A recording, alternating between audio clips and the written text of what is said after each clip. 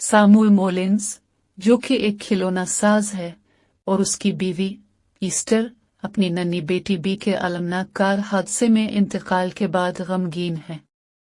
अपने गम में मोलिन्स जोड़ा बी की रूह से राब्ता करने की कोशिश करता है, ताहम इनकी दुआएं गलती से एक शैतानी हस्ती को उनके घर में दावत देती हैं। ये हस्ती भी होने का झूठा दावा करती है और सामुएल के बनाए हुए चीनी के गुड़िया, जिसका नाम एनाबेल है, में बस जाती है।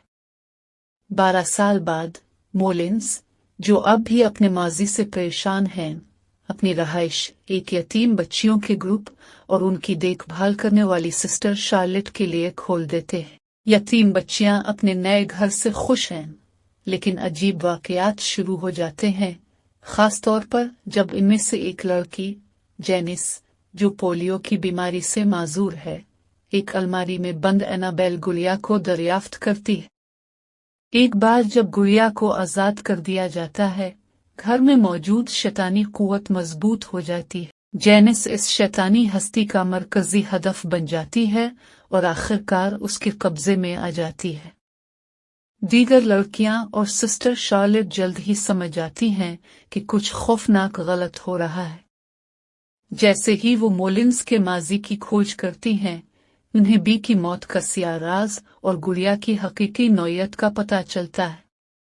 मोलिन्स की तमाम कोशिशों के बावजूद ये शैतानी कुव्वत बहुत ताकतवर साबित होती है। आखिर में जेनिस, जो अब मुकम्मल तौर पर शैतान के कब्जे में है, मोलिन्स के घर से भाग जाती है और एक नए खानदान के पास चली जाती है, जो इसका नाम एनाबेल रख देते हैं। फिल्म का इख्तिताम पहला एनाबेल मूवी के साथ एक खौफनाक ताल्लुक के साथ होता है, जब जेनिस बड़ी होकर वही औरत बन जाती है जो असल फिल्म में गुड़िया को खानदान की जिंदगी में लाती है।